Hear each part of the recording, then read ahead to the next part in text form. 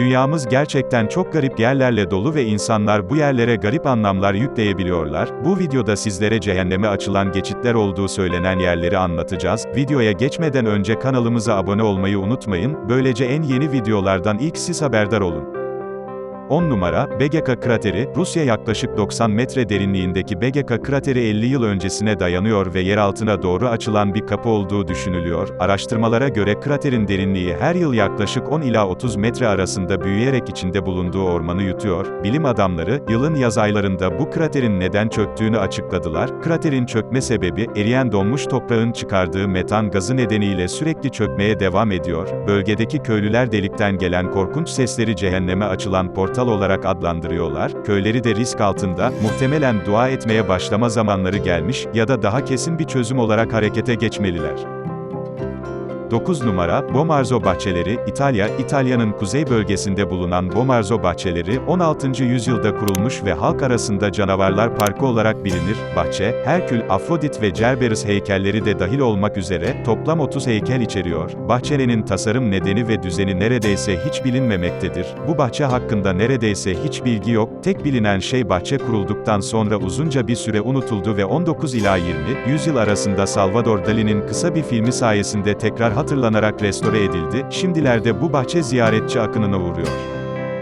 8 numara, Hayalet Şehir Centralia, ABD. Burası gerçekten cehennem olabilir. Bu kasaba 1962 yılından beri yanıyor. Evet, gerçekten tam 58 yıldır yanıyor ve durmak bilmedi. Peki bu yangın nasıl başladı? İtfaiyeciler, terk edilmiş bir kömür madeninde çöp yakarken alevler kömür damalarına sıçradı ve günümüzde de devam eden bir yeraltı yangını başladı. Bilim insanları yangının, bu hızla devam ederse 250 yıl boyunca yanabileceğini söylüyor. Bölge sakinleri yangını, yerden çıkan duman ve oldukça kötü bir çöp kokusu ile fark ettiler ve aynı zamanda yer altındaki yangının sıcaklığı 1000 dereceyi aşıyordu ve karbonmonoksit dahil diğer zehirli gazları da sızdırmaya başlamıştı. Bu olay sonucunda kasaba tahliye edildi ve günümüzde turistler ve gazeteciler buradan eksik olmuyor.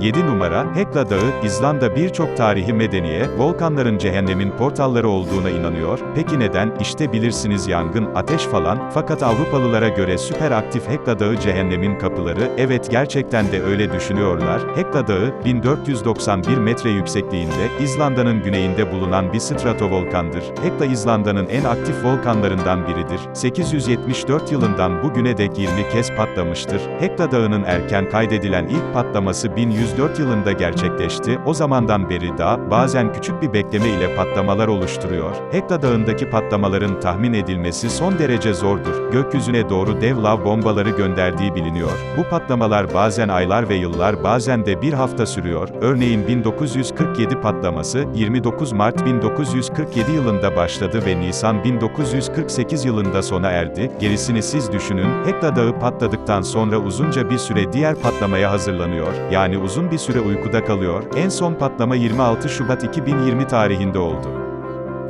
6 numara, Creswell Craigs, İngiltere. Creswell Craigs İngiltere'deki Derbyshire ve Nottinghamshire arasındaki sınırda kapalı bir kireç taşı geçididir. Dağın geçidindeki uçurumlar, yaklaşık 43.000 ila 10.000 yıl önce kullanılmış birkaç mağara içerir. Binlerce yıl boyunca biriken zengin tortular sayesinde, tarih öncesi insanların nasıl buralarda yaşadığı konusunda uluslararası olarak eşsiz kabul edilir.